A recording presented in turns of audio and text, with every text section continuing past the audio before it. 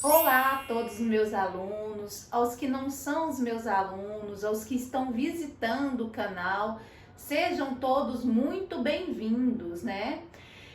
Hoje eu separei essa aula para trabalhar uma temática que, na verdade, ela tem tudo a ver com a mudança de sistemas no mundo. O que é um sistema, professora Lorena? Sistema é a maneira que, né, as sociedades se organizam economicamente, socialmente, culturalmente, né? Essa temática, as grandes navegações, ela tem tudo a ver com a mudança do sistema de feudalismo para capitalismo. Ou seja, dentro desse processo de mudança na forma das pessoas viverem, o processo de grandes navegações tem uma fundamental importância. Lembrando a todos vocês que quando se muda sistemas, né, que já estão arraigados, por exemplo, o feudalismo na cultura europeia por muito tempo, geralmente essas mudanças são de longa duração, né? Na história, os historiadores classificam as mudanças como mudanças de curta duração, média duração e longa duração. Essa mudança de feudalismo para capitalismo é uma mudança de grande duração, pois tem resquícios de feudalismo, por exemplo, no interior da França no século XIX. E tem lugares que se tornaram capitalistas muito rápido. Então são o quê? São nuances diferentes da mudança. E o que isso tem a ver com grandes navegações? Em primeiro lugar, eu gostaria de lembrar a vocês que desde as cruzadas, desde as revoluções agrárias medievais, desde o surgimento dos burgos, nas grandes cidades, ao redor dos principais reinos medievais, o comércio estava se tornando novamente uma atividade econômica importante na Europa. Gostaria de lembrar para vocês o seguinte, que na economia feudal, na economia medieval, na cultura do medievo, o comércio não era uma atividade econômica importante. A economia medieval era uma economia de subsistência e de troca de excedentes. A partir dessa mudança que começa pelo século XI, século XII, com esse reavivamento das cidades, do comércio e dessa nova comunicação entre o Oriente e o Ocidente, o comércio, aos poucos, começa a se tornar a atividade econômica mais importante da Europa Ocidental. Mas isso, aos poucos, como eu estou dizendo para vocês. E o que isso tem a ver com grandes navegações, professora Lorena? Os estados que se centralizaram primeiro Portugal, Espanha, depois França, Inglaterra, esses estados criaram projetos, né, de comércio com o Oriente.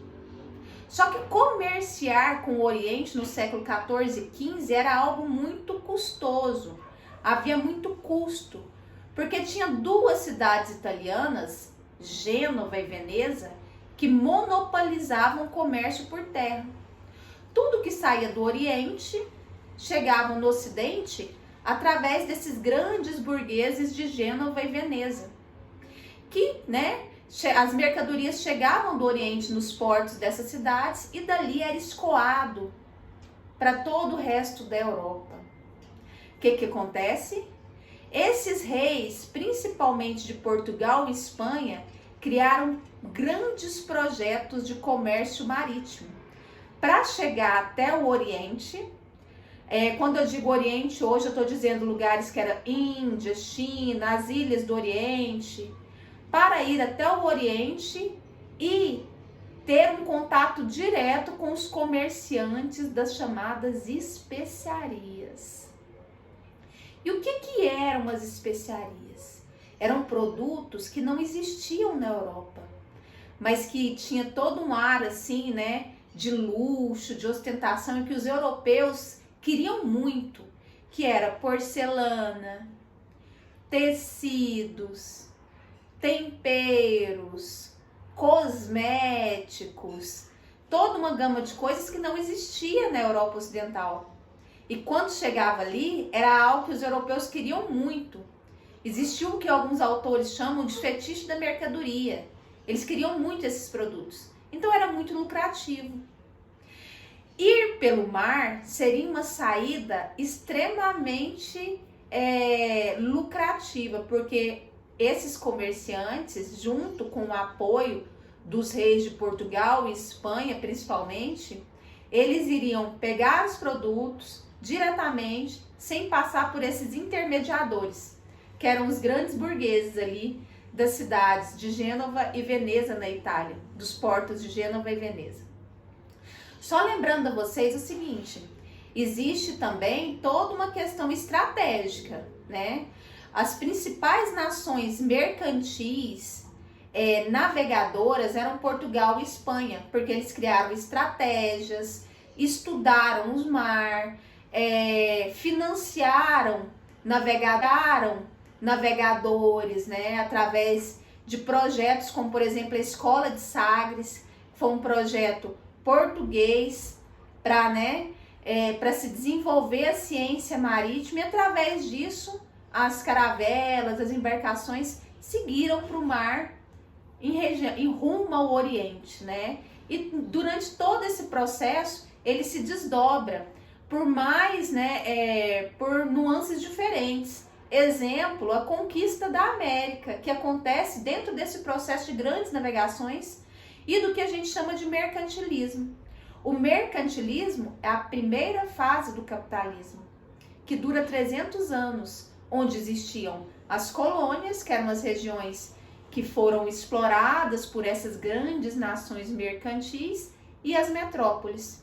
Durante o capitalismo mercantil, as grandes potências econômicas mercantis eram principalmente Espanha e Portugal, né?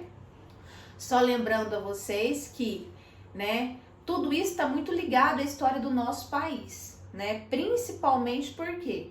Porque começou a haver essa invasão e essa exploração do Ocidente aqui na América através desse processo de grandes navegações, ou da primeira fase do capitalismo, que muitas pessoas não conhecem também e que se chama mercantilismo. Mercantilismo é um conceito que resume toda essa atividade econômica da primeira fase do capitalismo, certinho? Espero ter deixado bem claro para vocês. Muito obrigada por ter chegado até aqui. Sigam, né, os canais aí que a professora tem, não só no YouTube. Fiquem com Deus. Quem puder, dá um like.